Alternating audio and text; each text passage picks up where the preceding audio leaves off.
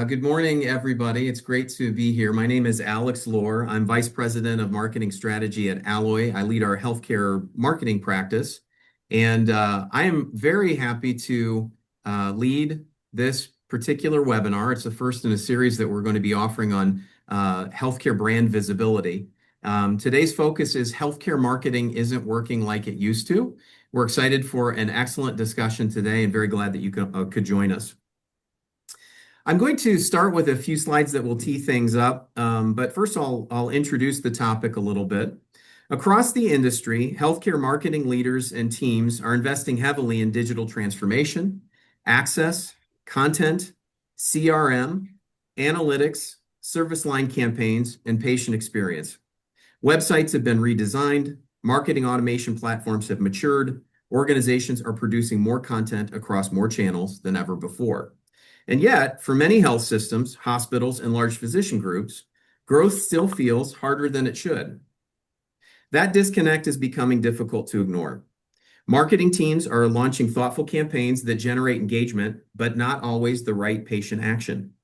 High-priority programs with strong clinical outcomes are still difficult to scale. Digital traffic increases without corresponding improvements in conversion or access. Some services dominate visibility online, while strategically, important specialties struggle to get found. In many organizations, the effort is real, the investment is real, but the outcomes don't fully line up. That doesn't necessarily mean healthcare marketing is broken. Rather, the environment around healthcare marketing has fundamentally changed. For years, healthcare organizations operated under a familiar assumption. If you built the right website, produced the right content, and optimized the right campaigns through your own channels, patients would find you. And that assumption just doesn't hold true anymore. Underpinning this, I've got some statistics that we'll move to in the next slide.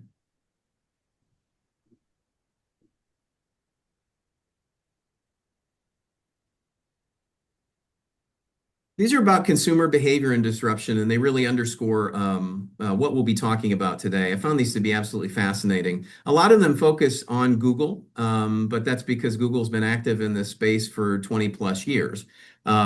First of all, approximately 60% of consumers research healthcare options online before selecting a provider. That doesn't necessarily mean that's all they do, but it's built into part of their process. Word of mouth is part of it, connecting with other physicians within the region to understand what an opportunity is. But it's true that the internet now plays a considerable role in selection of care. The other thing that's fascinating now is that AI-generated summaries appear in more than 80% of health-related searches. So for the 60% of individuals who go online, 80% of them are being served AI-generated content that drives their decision-making. And here's where it gets really interesting, especially with respect to Google. There are more than 2 billion users who are exposed to Google AI reviews. And when they're exposed to those AI reviews, the outcomes are really interesting. Patients click traditional search results only 8% of the time when a Google AI-generated summary appears, versus 15% when no AI summary is present. That is to say that when an AI summary is present, it reduces the normal behavior of patients by 50%. The other thing that's interesting is for historically powerful brands that have always been visible playing by the old rules, Google AI overviews reduce click-through rates to top-ranking pages by approximately 34.5%, and in some analyses by as much as 58%. All of that to say, we are going through an interesting period. But what I think you'll see with the next slide is that it's really not that different than anything we've experienced before in a sense. This is John Wanamaker. John was famous for operating department stores, and he was really a pioneer in advertising. And I found this fascinating throughout my career, and I found it particularly relevant at this point too. This quote was attributed to him in 1922. He said, "Half of the money I spend on advertising is wasted. The trouble is, I don't know which half." And I think that as we approach this discussion today, this statement 100 plus years later is no less true. Fortunately, we have some great guests to join us and to help us navigate this discussion. We'll share their bios here on the next slide. Oh, thank you very much. Um, our speakers today, Abbey Luterick. As a seasoned healthcare communications executive with more than 25 years of experience, Abbey specializes in guiding organizations through pivotal moments of change and growth. Her background spans launching innovative ventures within Fortune 5 corporations, steering multi-hospital health systems, and helping national nonprofits amplify their missions. This breadth of experience allows her to leverage strategic communications to drive organizational success across industries. We're very happy to have her today. Thank you very much for joining us, Abbey. Thank you for having me. Our second guest today is Jason Madsen. Jason is an entrepreneur with more than 20 years of experience leading high growth ventures, having raised more than $20 million and delivered over 30x returns. As a healthcare leader, Jason focuses on aligning vision, capital, and talent to build platforms that transform lives. His track record includes co-founding Well Street Urgent Care and building Ascend Medical into a comprehensive whole person care platform. Jason, thank you for joining us today. Pleasure. Thanks for having me. Great. We are going to dive into our discussion today. I'll share for those who are on this call as well. We've got about 30 minutes, 40 minutes of guided conversation today. Looking forward to the insights of folks who are with us. We'll cover a few different things. One is the strategy gap, why service line growth remains inconsistent despite heavy digital investments and team execution. We'll cover the evolving expectations, where traditional healthcare delivery systems are failing to meet changing patient demands. We'll talk a little bit about tracking blind spots, how much of the consumer decision-making process is happening completely out of sight. And then we'll talk about internal barriers, what makes organizational change and alignment so difficult in the current environment, especially when so many different disciplines within a healthcare delivery organization are focused on some of the same outcomes, but may be siloed or may not be as connected as they need to. I want to share for everybody who's on this call, who is participating. At any point, if you'd like to throw a question into the chat, we're going to be reserving some time, 10 to 15 minutes at the end of this discussion for audience Q&A, so we can take your questions directly to Abbey and Jason. And I want to say thank you to my colleague Georgia for doing a fantastic job of jumping around our slideshow today. She's been a wonderful help throughout and will continue to be in this presentation. But why don't we get started on our panel discussion? And we'll start talking specifically about what has changed. So a question for you both to think about, and we'll start with Abbey. What feels fundamentally different about healthcare marketing today compared to even 3 to 5 years ago? I really think you can't answer that question without bringing up AI, because that's pivotal to not just healthcare, but everything we do. And we're still trying to understand AI in large part because it's constantly changing. So I think marketers really need to continue leaning in to figure out how AI can support their efforts. I also think that our consumers are changing. I think our consumer base is much more engaged. Our parents were people that they got sick, they went to the doctor told them to do X, they did it, and that was it. There was no question. My generation and younger generations want more of a wellness-based perspective, and I think they are questioning treatment plans, and they're looking carefully at the kind of providers that they want to align with. So I think that is another thing that has been changing, and really in the last 3 to 5 years has seen an uptick. That's great. Jason, I'd love to get your thoughts on this as well. Yeah, that question, it's not absolutely right what Abby said about AI and impacts that come out of it, but also look back what was happening in the world. We were in and coming out of a global pandemic. Mm-hmm. And so that really, there was a huge sea change, if you will, on how people could access care. Primary care was completely put on pause. Even a lot of specialty care, certainly elective care, was put on pause, and there's been a big catch up. And so that is, and so as much as people moved to a telehealth platform for access when there was no other choice, we've also seen it kind of rebound back to the in-person care, but yet they don't want to give up on that convenience of the telehealth in certain situations. They want that weapon in the quiver there. So that's something where it's just the added complexity of dealing with all these things just makes it a challenge, right? There's an expertise required by marketing and engagement teams that is at a level of complexity that just has never existed before. Mhm. When we think about visibility, your healthcare brands being discovered or clients or organizations that you work with, what has stopped working reliably that used to work reliably? Why don't I throw that to you, Jason? Yeah, so I cut my teeth in the digital marketing space and with my urgent care business. So we founded that in 2012, went from 0 to 1, always the hardest part, and now we have over 165 locations.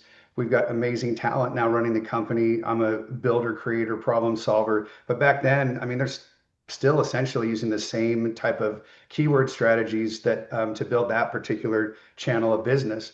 But what we found is today is that is a much harder game to play because there's a very different um, both cast of characters out there, like with some mega players with mega VC with Hims and Rowe and so forth, where they've just got massive ad budgets. And so that the ways that we could win the game in the past, we're now having to reinvent because we've got players that are a lot more sophisticated, looking for those eyeballs and the conversions as well. Sure, sure. Abby, I'd love to get your thoughts on this particular question. What has worked historically, but as you work with clients and see this space, what doesn't work anymore as well? I think there had been a reliance on clinical expertise and really marketing to that. But I'm going to follow up on something Jason said. I think if marketers are ignoring access and convenience, that's a huge loss. And Jason a moment ago mentioned both telehealth and urgent care. They're big players in the healthcare space now. And to Jason's point, telehealth became the only entry point that was safe during COVID, but it's still actively being used. And I think those companies saw an opportunity that was not there, and they filled that need and continue to do so. I might follow up on that too, if I may. Like the emergency youth authorizations that expanded what could be done over telehealth, as those have been contracted, that's also just limited what is possible over a telehealth platform. And so groups that made massive investments in that are finding that those investments can't deliver the ROI. Even in the behavioral health space with some of the treatment resistant approaches from ketamine, et cetera, like those, they're contracting. They're not allowing the independent groups to just do that. They want them to be medically based. So a lot of access that people had to different modalities is getting pulled back, and payers, both government and commercial, are really wanting to see that done and supervised through a physician type model versus non-physician. And so that has put a lot of pressure on the system as well. I think there was a belief among a lot of people in the healthcare industry that with respect to these relaxing of restrictions post-COVID, that you would never be able to get the toothpaste back in the tube. But it sounds like they're figuring out how to pull the toothpaste back into the tube on some of these. And Jason, to your point, it's making it more difficult for organizations that had invested in it.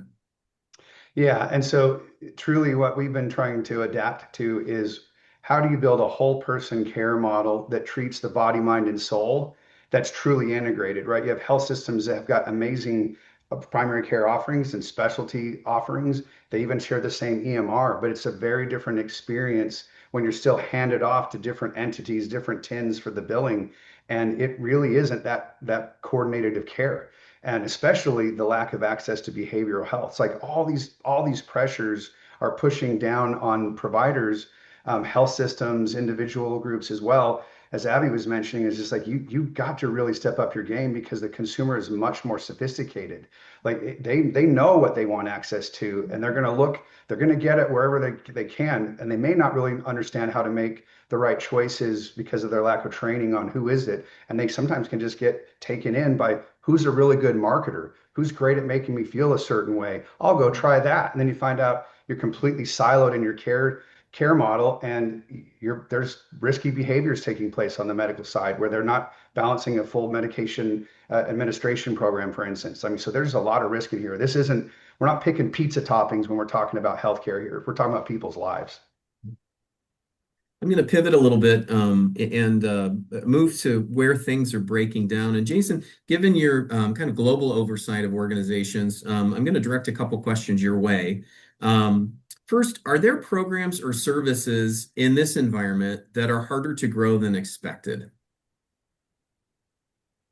Yeah, and for us, we have a careful definition of growth, right? We want it to be, it's got to have patient efficacy, but it's also got to be profitable, right? We have to be able to pay for this. We can't build whole person care platforms. I couldn't build an urgent care platform without financial partners that were putting up that capital. And while they are perfectly willing and appropriately so to allow the administrative and clinical leadership to do what needs to be done, they expect returns. So profitable growth that delivers good healthcare outcomes. That is hard because in our space where we're talking about in the primary care, that's where the most compression usually takes place on reimbursement. And so, but yet it's probably the most important. It's the tip of the spear for all access, right? So otherwise, I mean, it's much better for patients to have an advocate, a champion in their primary care provider or platform to help them navigate the system versus them trying to rely on AI, Google, and their friends even to do that. But how do you bridge that gap? So ultimately, that is something that we've really understood that you've got to focus on building something of that type of nature. Hmm. Hmm. Um, where, as you think about people coming into these service lines that are difficult for you to grow, um, where do you feel the patient journey is most fragmented today? Well, the entire system is pretty fragmented. So that's kind of like the starting point, is it is fragmented. What we've learned and it has helped us, and we've gotten much better at our conversions. We've doubled our conversion rate on our digital traffic to 30%. So we've got a pretty healthy conversion rate. People end up on our website, they're gonna 30% of them are ending up with a visit. So and we've been bringing the cost down. But part of that is because we've learned to start messaging patients for where they may be at, not just physically, but mentally. And so what we're finding, for instance, is with our therapy and psychiatry patients, we can market to them, provide the care that they're seeking and that they know they want, and then establish that trusted relationship and help them be introduced to whole person care through their primary care. So over 50% of our therapy patients end up leveraging our primary care services within about 90 to 120 days. And within about 6 to 7 months, that pushes up to about 80%. So we've been able to find that we can reduce, I mean, we get a lot more bang for our buck, but by targeting the behavioral health patients and bringing them in to the fold and introducing them to what really is, they've never experienced it. To have specialists and that all champion who all round on you and are actually looking out for your longevity and your well-being. So it's an eye opener for patients, and the testimonials that we give, like that's helping us with acquiring these patients too, as we're using the patient testimonial and the provider testimonial about what it's like to be part of a platform like this that's so mission oriented. Mhm. Abby, you're working with groups around the country in a variety of disciplines. What do you see as the pieces that are causing disruption or challenge or breakdown in that patient journey? So I want to first say that the model that Jason's developed is really smart and it's effective for patients. So I salute you, Jason. Patients really want to have control of their patient journey. And I think they're looking for the providers that they can connect with and they can collaborate with. I mentioned that before, who they can really talk to about what their specific treatment journey is going to look like. And I think when patients find a provider that they don't connect with, they're going to leave and they're going to look for someone who has those excellent qualifications from a clinical perspective, but also they're going to be somebody that they connect with and can build a rapport with. So I think that's one of the biggest changes that's going to become increasingly important. Abby, this is going to sound strange, but I've got a question for you. I'll kind of set it up. What we Sure. learned is the words matter, the language matters to get connection. And for instance, like our whole person care platform, if you think about it, it's got a big behavioral health component and it's a natural fit. So we're growing massively, like 300% period over period in the senior care space with our mobile satellite clinics there. But if we position behavioral health as behavioral health, psychiatry is psychiatry, or therapy is therapy, that generation is like, nope, no, I don't need to go to the loony bin. No way. I'm perfectly fine. But if we've learned that if we cast that as resiliency coaching, Hmm. That has resonated. And so they will go to the group therapy. They will be open to these things, and they might, but already open to the medication side and having various levels of efficacy. But then that's also allows us to build, once we have trust, we can introduce them to some of those treatment resistant modalities like TMS, ketamine, et cetera. So that was a hard learning curve for us. So we built a whole platform, and then ta-da, and no engagement until we started changing the words we used. And Jason, that specific example, that's a population that likely needed some sort of behavioral healthcare services and never had it. Yeah, Now they're 50 getting years it. ago. Hmm. Yeah. So again, that's a really smart business model Well, I would and like to commend important. you both for navigating into this perfect segue as we talk a little bit about patient behavior and expectations. The question, starting with you, Abby, how over this last period where change has been so dramatic, and we say 3 to 5 years, and Jason, touched on changes out of COVID that are still with us to this day. But in your opinion, how have patient expectations with respect to finding, accessing, receiving, maintaining healthcare changed? I think people are looking for something different. So I was on Jason's company website and they have women's healthcare and men's healthcare. And I think that's a great example of being able to drive people someplace specific to what they're looking for. So it's very personalized care that they're looking for. And I also think something that's really, really interesting to me is people are going outside of traditional healthcare to address health issues. No better example than all the GLP-1 medications you can buy online. You don't need any sort of interaction with your own provider, your own primary care doctor. You're seeing somebody likely online, you're filling out a form online, and you're getting medications delivered to your home. That's a real shift in care. And it seems like it's going well, but to a point Jason made before, people are accessing medications and there's no centralized place to manage those medications. Jason, I'd be interested in your thoughts as well. We on one side of things in the healthcare environment, we talk about subspecialty that requires a referral. People have done that path, but you're working with people who are referring themselves in, accessing care directly. How do you see patient expectations changing in the environment that you lead? Yeah, well, I certainly can echo what Abby was talking about the demands of what they want, and if their traditional providers can't give it to them, they quickly move on, in spite of perhaps even liking their primary care provider if they have one. In our Mhm. experience, more than half of Americans don't have one. So, but what we have seen is we've provided this flexibility and this options is they're taking advantage of it. And one thing that we're struggling with is patients want to change their appointments. They think this is no big deal, right? Like it's just hey, what? I can go online, I can change my appointment, and they'll move it around 3 times and there'll be a cancellation. And so there's this tension between, we've got to balance utilization and ROI requirements for us because I mean, whether the patient shows, I'm paying for it, right? I mean, Yeah. that provider's there, they're ready, the resources are there. So what do we do on that? Is it cancellation fees? Is it what have you? But that's just one thing that came to mind that's been interesting to us that we didn't see in just the traditional or saw a lot less of in the just traditional pre-COVID brick and mortar environment. People showed up for their appointments. Now they just think that they can change them. And I'm talking not just the telehealth, but even in person. They want a lot more flexibility. What are they expecting that we are not delivering as healthcare delivery entities?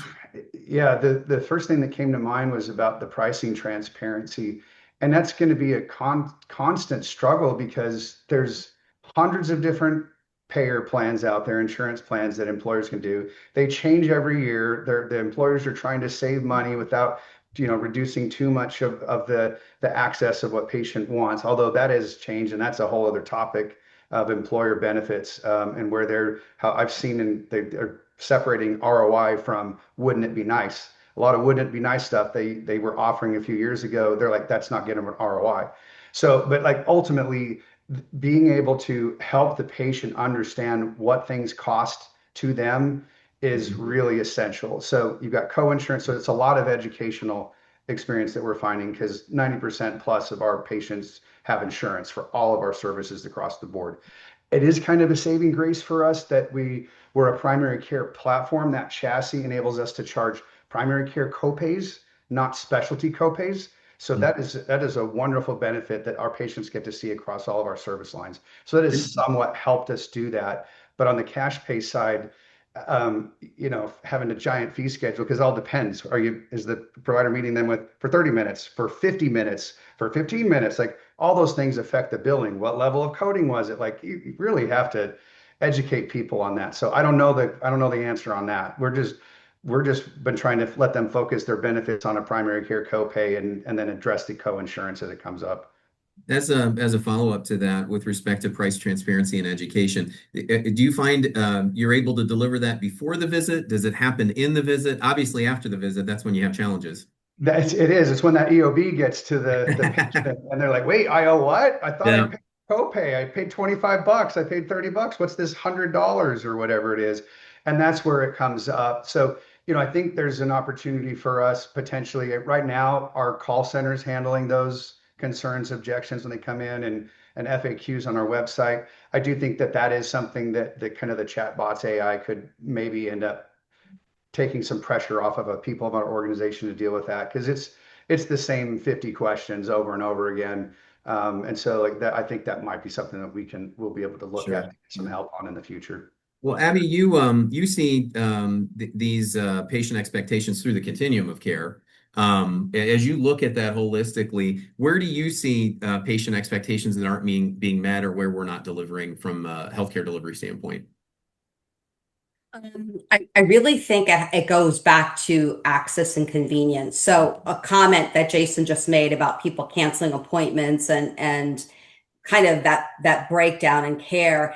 I think about the different access points that we didn't have just a few years ago. So if I'm at work and I'm feeling unwell, I don't have to call my primary care physician and hope to get an appointment tomorrow afternoon or the day after. I can stop on my way home at CVS and have someone there guide me to either over the counter medications or say you need to see an urgent care provider, you need to go to the hospital, whatever the case may be. So I think that there is going to be even greater demand for quick, convenient access to healthcare.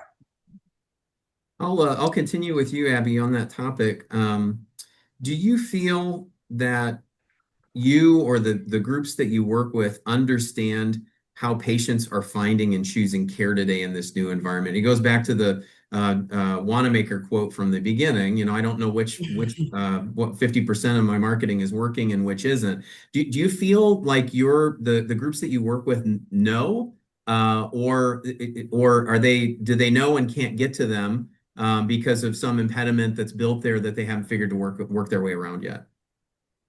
I think consumer acquisition or patient acquisition is always challenging. In a typical hospital or healthcare system, the biggest point of entry into a healthcare system is through the ED.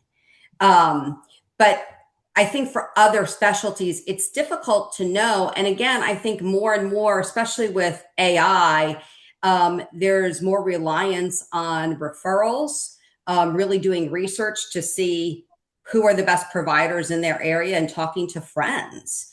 A lot of times, if you have a health condition, you're going to seek out the advice of a coworker or a friend or a family member who's had those same health conditions to find out where should I go and what should I do. So it sounds like an integrated approach is the best approach still. I mean, we talk a lot about technology and AI and digital, but the old stuff is still good stuff if it's integrated into a program. Absolutely. And especially storytelling and that content creation is going to be really important to tell the story. Jason, I'd be interested in your thoughts on this as well from your vantage point. Yeah, just extending off of what Abby said, she hit the nail on the head with storytelling, right? I mean, because you have to engage people long enough that you can explain how to navigate because it's complex, right? They have an idea of what they want, but and even an idea of how they think they should get it, but you kind of have to gently, give that to them, acknowledge them, hear them, see them, but then guide them into what that really translates into efficacious medical care. So, and so for us, what is like the translate to the challenge is like attribution. I mean, it's just so difficult. We build all these links and track everything, but we are limited by our tech stack. So like, I'm not in the EMR business. We use Athena and they're a wonderful partner. But, when a patient comes in, I can't tell what type of appointment that ad that may have pushed the lead in to the schedule. I can't tell what they did. So we can see things working. We're not sure exactly how they're working, and we're getting better. And so like we've had to come up with little like sanity checks of doing things. I mean, it sounds like kind of geeky, but we'll even have to run regressions against some actions and control for variables. And that's not, we can look for the correlations, but not necessarily the causality. So that is the reporting attribution continues to be a challenge, and it's just not practical to ever contemplate that a group is going to be able to build, control every element of the tech stack to be fluidly interchanged. You're constantly going to be tweaking and bringing partners in, kicking partners out, looking for the next best thing. So it's just a constant struggle to do the simple storytelling and engaging that Abby was talking about. Well, 25 years ago, we heard often from medical offices or practices, well, I don't know if I should get rid of my Yellow Pages ad. I'm just not sure if I should get rid of my Yellow Pages ad. And I think that's true today in a sense, like what you were saying, it's hard to quit doing anything because you're not exactly sure what is working. And I guess it's kind of like an allergy test, right? Where the only way you could figure it out is if you got rid of everything and started from the beginning and reintroduced one by one, but we don't have that luxury in today's market. No, that's Well, let's correct. talk a little bit about internal alignment challenges. And I say this because more people have roles within organizations related to patient acquisition than I think have in a long time. Nobody does any business without customers. Healthcare doesn't do any business without patients, but a lot of different departments within a healthcare delivery organization have oversight of it. There's pressure for them to deliver in those areas. If you look at access, if you look at marketing and communications, if you look at digital, if you look at operations, people are standing up the service line. There are a lot of different cooks in the kitchen on this one now. Where do you see, and I'll start with you, Jason, where do you see the biggest disconnect between marketing, access, and operations? Yeah, I've already checked the box on the first one, which is just the third-party software limitations. But another one that really kind of hits is related to Google and Meta and the rules of the game, right? I wouldn't even pretend to know what the current state of it is. It seems to change so fast. I rely on our marketing leadership and our agency partners, but it's just hard to keep up. And so, like one of the things that we've tried to do is like Amazon's now a platform. Who knew that we could use? And right now, it's cheaper than going to the juggernauts. But we know that's just only for a point in time, right? They're gonna be those little dealers and get us take in their product, and then they're gonna raise the prices on us, and then we'll have to find something else out so we can keep that cost per lead down. So I think that kind of the cat and mouse game of the ad world is never gonna change.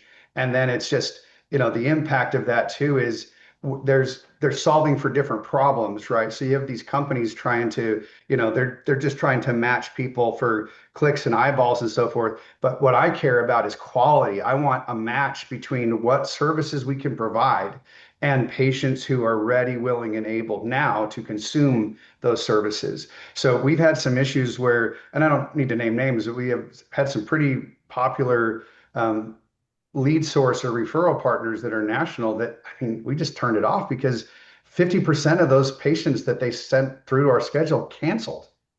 So it's just the quality of the lead really matters. And so that's something that we're struggling with and that we want to, continually try to learn how to figure out.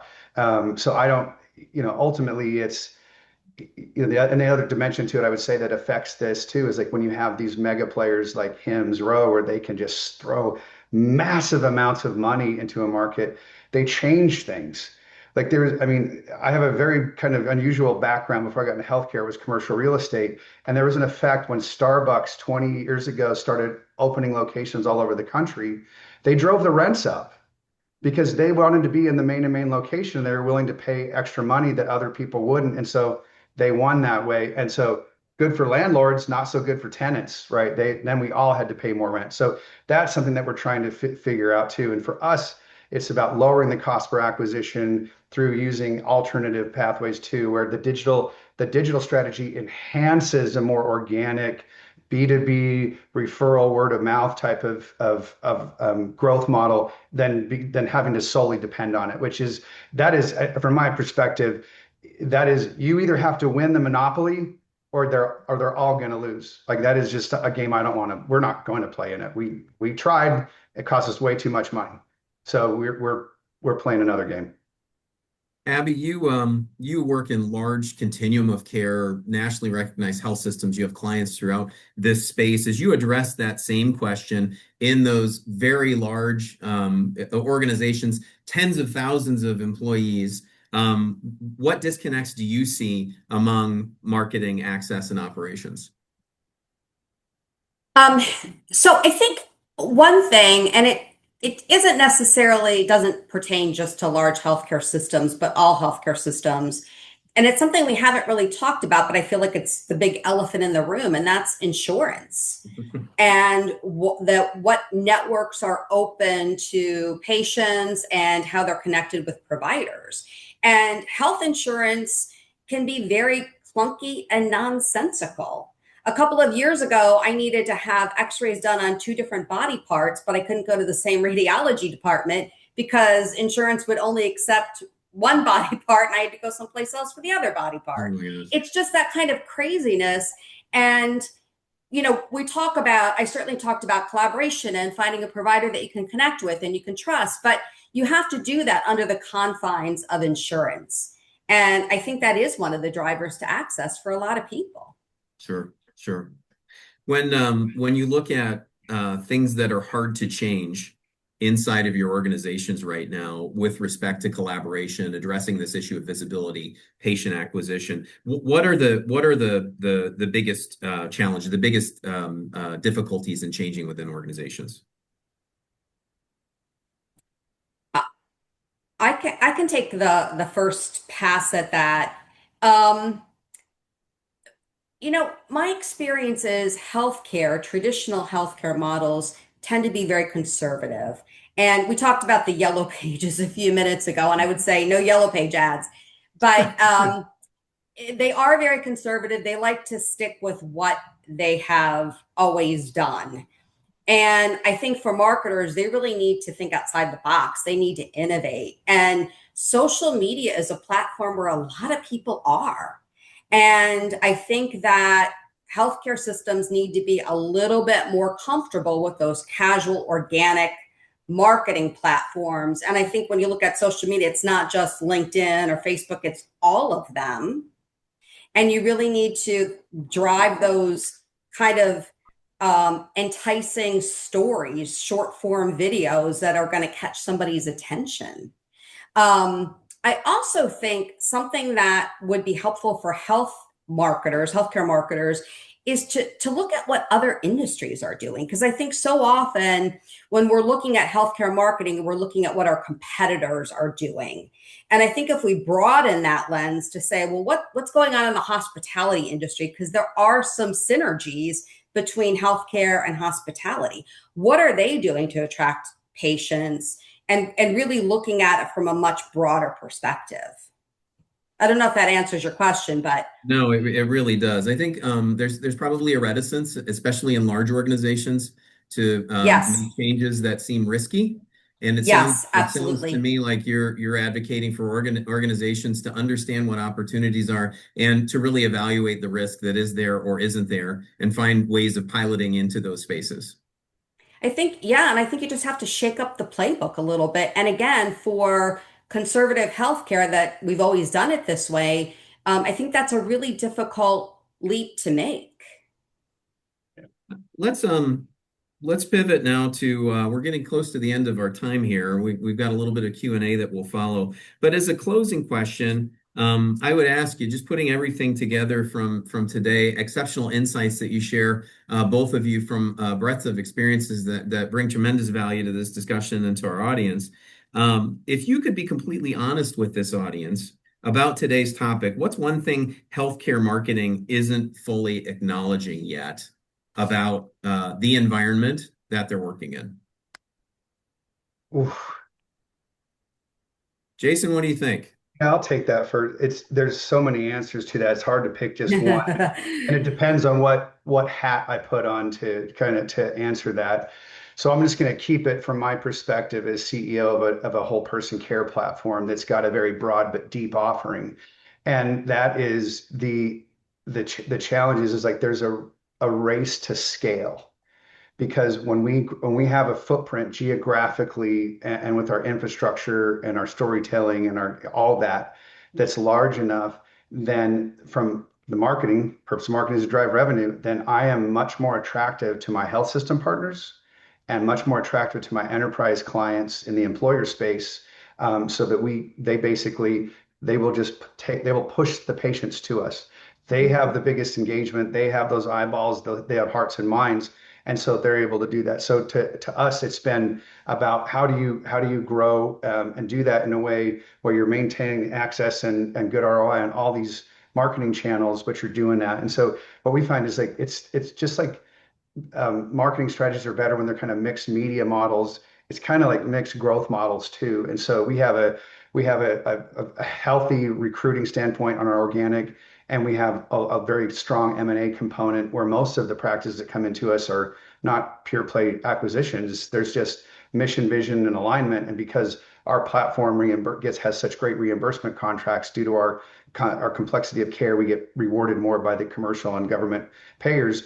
We can offer more economic benefits for that. So that scale is like the challenge for us, is like to basically drive that cost per acquisition as low as we can. And we have a target of under $10. Like right now we're around 150. It was way higher than that not too long ago, but we keep going that. But that scale matters, but that scale has cost as well. So that's just a reality of an organization of our size, 100 employees, that's growing quickly. But yeah, that's kind of what we're facing there. The scale matters, but we solve that through local community engagement. Um, Same question, Abby. What do you think people aren't talking about, but they really need to? So I'm going to sound a little bit like a broken record, but I'm going to go back to patients demanding the health care that they want. And if it doesn't exist, they're going to create it. And I look at women's reproductive health. There wasn't a lot of conversation about fertility, certainly not perimenopause and menopause. And so many startups have been built around reproductive health in those areas specifically. And you also, again, turning to social media, which we talked about a few minutes ago, there's a lot of very well-known, influential women who are telling their stories of childbirth and how they were treated by their physicians traditionally when they were experiencing perimenopause and menopause. And it's really become a discussion. And there are businesses that are saying, we're going to step in and we're going to fill that need. And so I think that's what's a big change, just like the rise in GLP drugs. People, there's a need, there's a want that consumers have, and there's companies that are going to step in and deliver outside of traditional healthcare. Excellent. Excellent. Thank you very much. We've arrived at the end of our panel discussion, which was great. I want to thank you both again for that.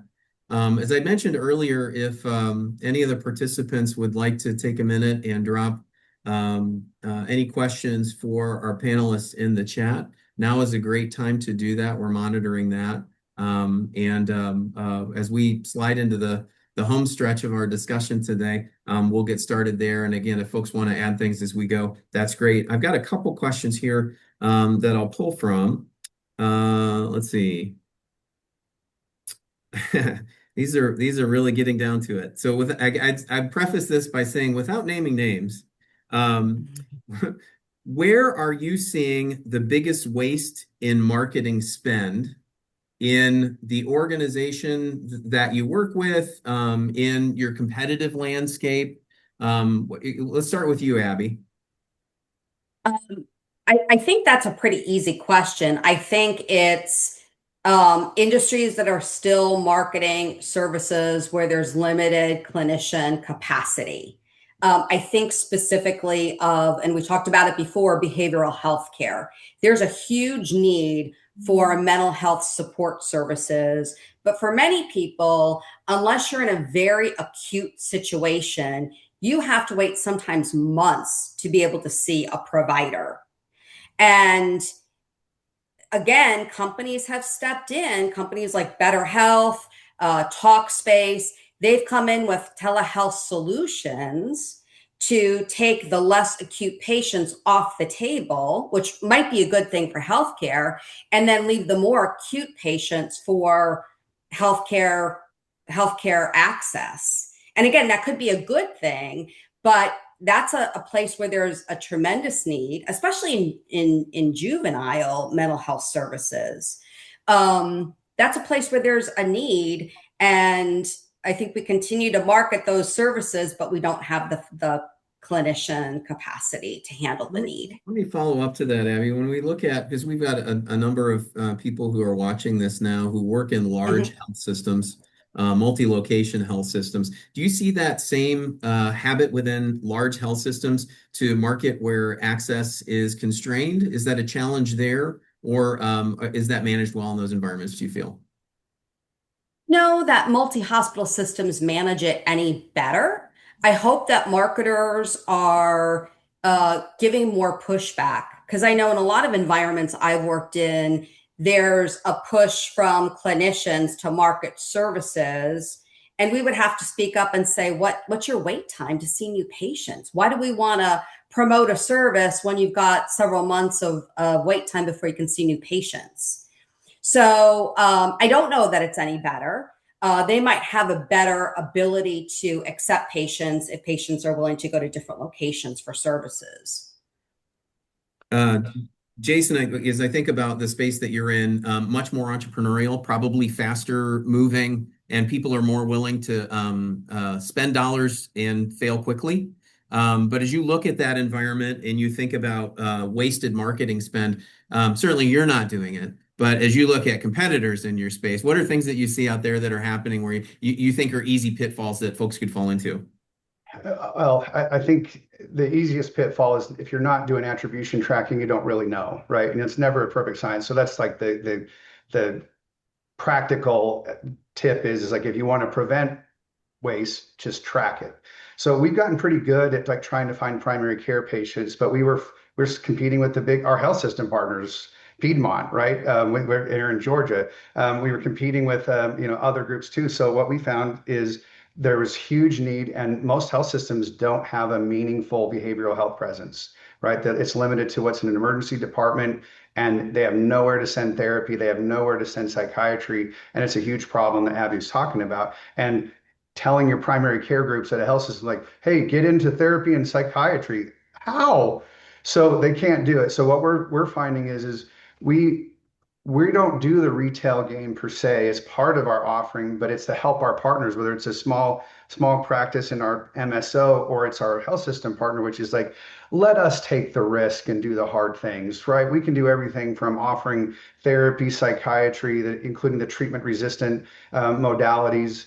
As I mentioned before, we can, and also we're a powerful weapon with our senior care business at avoiding hospitalizations. So a lot of health systems don't even take Medicare, but they'll end up in their emergency departments, right, with preventable hospitalizations that if we could have access to for seniors for psychiatry and behavioral health in their assisted living facilities in the memory care, we just avoid the whole thing. So what we're finding is a way to eliminate waste and risk is our health system partners like build us a whole person care platform. And if we win, they get to take all the credit for picking the right partner. And if I lose, they can say, Jason screwed it up. Let's get rid of him.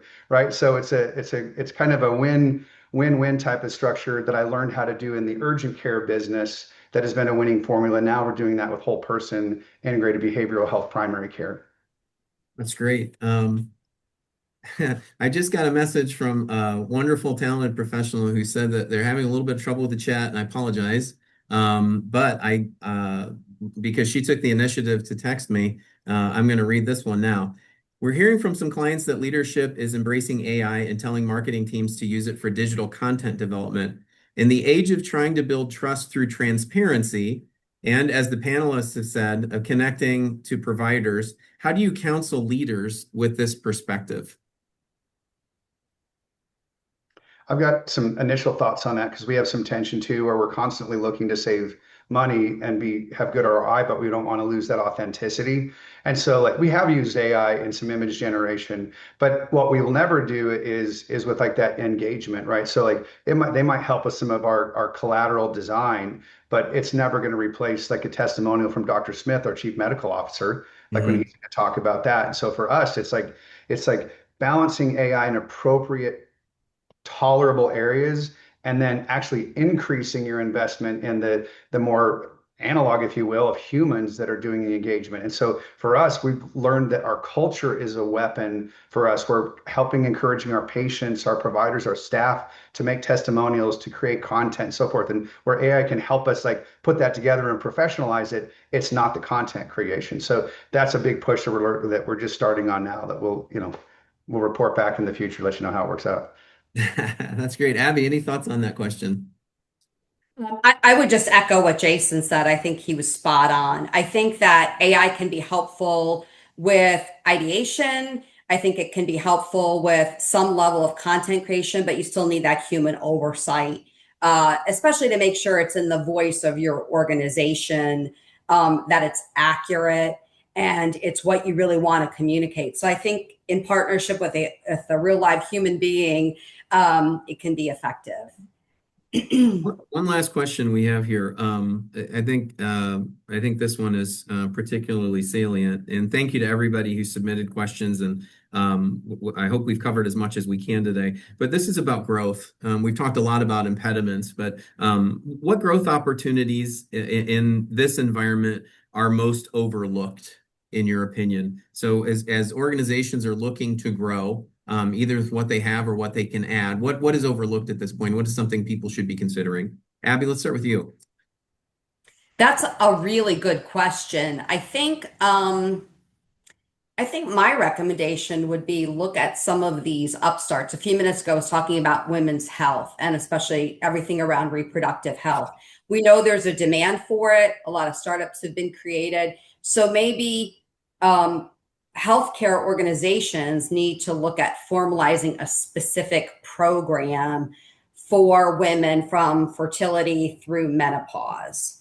We talked a minute ago about the older population never having really access to behavioral health care, yet it's so critical, even as they are in the latter stages of life. Maybe there's a program specifically, and I know we talked about access being a problem, so maybe that's not a good example, but having programs designed for that particular population around behavioral health. I think it's looking at what's successful and how can you capitalize on it. Jason, your thoughts? Well, I promise like that Abby and I did not collude on our responses, but I mean, so we made the commitment. Our providers told us what we needed to build on the behavioral health side, the metabolic side, to address menopause, perimenopause, women's health, all these issues. And so we spent tens of millions of dollars in several years building that. And so we were hoping that, oh, wouldn't it be great if we just have this and we could just flip the switch on digital and it just, for every dollar in, we get $5 out. Yay, it's easy.